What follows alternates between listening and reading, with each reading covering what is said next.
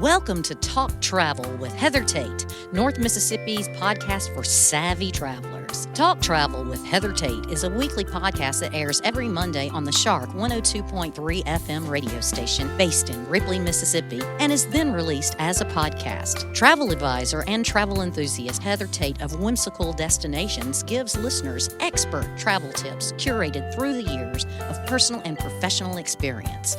By clicking subscribe, you'll have a new travel tip to add to your collection delivered to your podcast library every Monday. Talk Travel with Heather Tate is brought to you by Sun Bear Studio. Sun Bear Studio is a boutique recording studio in the heart of Ripley, Mississippi. When you record with us at Sun Bear Studio, we can mix, master, register, and publish your music, your podcast, or your family story. Email us when you're ready at sunbear@jc.media.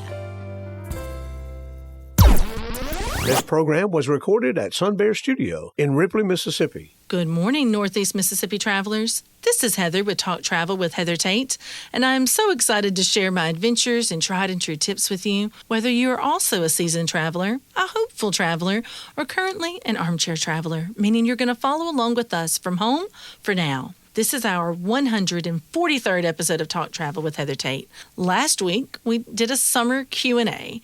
This week, it's going to be a little more serious of a topic, but it's going to be very important. And it's the top reasons for needing to cancel a trip and how to avoid them. Now, no one wants to have to cancel or postpone a much-needed vacation, but it happens often. In fact, it happens very often. Over my 9 years of being a travel advisor, I have canceled hundreds of trips. Now, I must say, we did have a global pandemic in the middle there, so that accounts for a lot of these. But I have noticed that cancellations post-pandemic are more frequent than they were pre-pandemic, and I want to explore why that is. I've also kind of taken an informal tally of the top reasons for cancellation, and I would like to help my guests reduce the likelihood of needing to cut their travel plans. So there are many more reasons, and I know that each family is different, each couple is different, each reservation is unique. And so sometimes the timing is just not right. And there can be a host of reasons for these. But I have my top 7. I would say these are the top 7 reasons why couples, families need to cancel a trip. The first one, it's going to be an obvious one, right? Let's be honest. It's money. It comes down to budgeting. So how do you solve this problem, right? Like maybe you had great intentions, but we just all did taxes not too long ago. Some of us are still reeling from those amounts, and maybe the returns that we were banking on to put towards our trip just weren't there this year. Or maybe there's been a cut that we had to make. The unexpected financial issues come up all the time. So this is the number one for sure. So how do you avoid needing to cancel because of this? Well, sometimes it's completely unavoidable.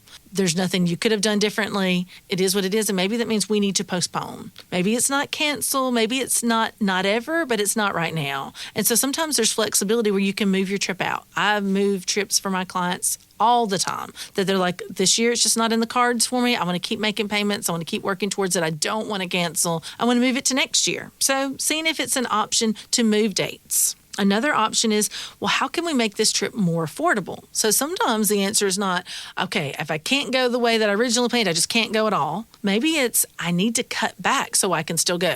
So maybe the budget went from $10,000 and it's cut in half to $5,000. Maybe it was $5,000, it was cut to $2,500. So maybe your budget was cut in half, whatever that budget was. So how are some ways you can save money? 1, you can reduce the number of nights. 2, maybe you need to change the room category. Maybe you originally started with a much higher room category, but now realize okay, I'm going to have to cut back on this in order to make it work. Another thing is maybe it's the flights. Maybe the flights are what are making the cost so high. So maybe we can play with the dates. Sometimes it can save you hundreds or even over $1,000, depending on which day you fly.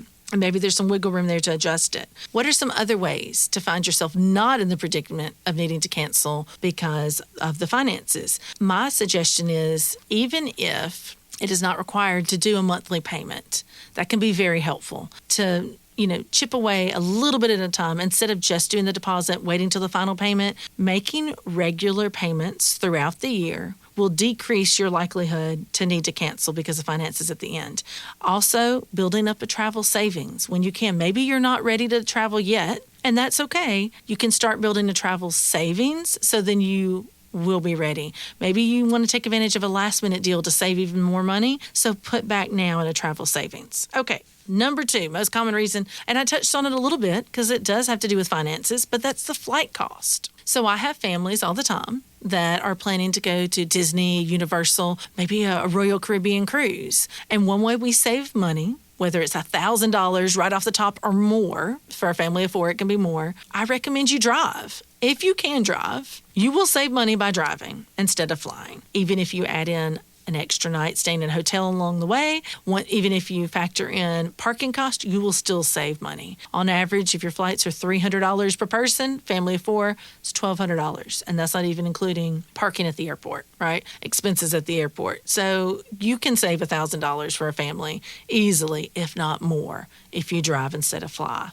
Maybe it's looking at which dates have the best flight prices, and then we go from there. So some people pick the dates that they want to travel first and then try to make the flights fit that. Another solution is to do that in reverse. Find where have the best priced flights and then build your trip around that. Start with the flights first. I have another family. They're going on a Mediterranean cruise this fall, and they realized they could go an extra day early and save $1,000 on their flights. So that seems like an easy solution, right? Save $1,000 and get an extra day. Sometimes it works out that way. All right, number 3, passports. It could even probably be number 2, but I will say number 3, not having passports ever, not having passports valid because they need to be renewed. This is a big issue with clients traveling. Not even, sometimes it's the hurdle of just getting a passport that's a block. And so they put it off or they'll wait, and then they realize we don't have enough time. Well, right now, according to the U.S. government passport control, on average, a standard issue passport is taking 4 to 6 weeks, which is really good because in years past, right after the pandemic, during the pandemic, it was taking months to get these passports in. And I had so many trips that were canceled or delayed or postponed because of not having valid passports. So right now, even if you don't have a trip planned yet, but you're like, I think I want to go on a trip next year, go ahead. Take that first step. Get your passports because that is a hurdle that you could easily jump over now so it doesn't become a bigger problem later. If you expedite, they're coming in 2 to 3 weeks. So that means if you wanted to travel into the summer, midsummer, you still can, but I recommend expediting, not doing standard delivery. That's it for this edition of Talk Travel with Heather Tate. Tune in every Monday at 11 a.m. to turn your travel dreams into travel plans. If you have a question, comment, or suggestion for an interview or for access to this interview, go to our website, shark1023.com, and click on the podcast tab. This interview can also be found on Apple, Google, and Amazon Podcast. Keep it tuned to the Shark 1023 and start planning your next trip. Thanks for tuning in to our daily programming. All of our programs are released as podcasts on the major podcast platforms where the information can be downloaded and shared for months. If your business or organization would like to take this unique opportunity to sponsor a show that not only is broadcast as a radio program, but also a podcast, give the Shark 1023 headquarters a call at 662-837-1023. Imagine your commercial in this space every week. Give us a call. Number 4, childcare. If you're wanting to do a couples trip, just the 2 of you, not having childcare if you have kids at home can be a real issue. And I know this is true. Maybe you don't have grandparents that live nearby or other family members that live nearby. Maybe it's not a situation where your kids can stay, with friends, whether it's because of you're not comfortable with that or that's just not an option. So what are some things you can do for that? For one, planning ahead. But again, even carefully laid plans, you can have a monkey wrench thrown in them. Maybe it means you're not taking a couple's trip right now, but you're going to take a dual family trip. Like you're going to invite some friends. Or maybe it's going to be a multi-generational trip and you're inviting the grandparents to come with you. So then maybe you don't have the whole trip, just the 2 of you for adults only, but maybe then it becomes a family trip, whether it's a cruise, Disney, all-inclusive in the Caribbean, and the family goes, and maybe you get a date night on that trip. You have friends that are going, and you switch out. You're like, okay, we have the kids one night while you guys have dinner, just the two of you, and you have the kids another night where we get to have dinner, just the two of us.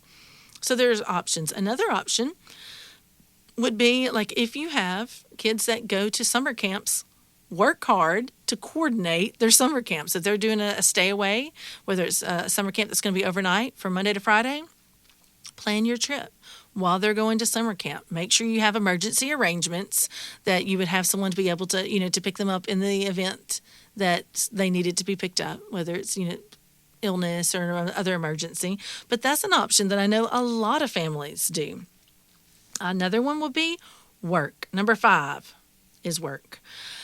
Maybe you cannot get off work as scheduled, but there's some things that you can do to help minimize this problem. For one, ask off as soon as possible. This is something that is easy that people forget about, right? Like they wait until a month before or 2 months before, and those dates have already been blocked off on the calendar. Someone else has already asked off for that summer break trip. If you know when you want to go on vacation next year, go ahead and get that penciled in as soon as possible.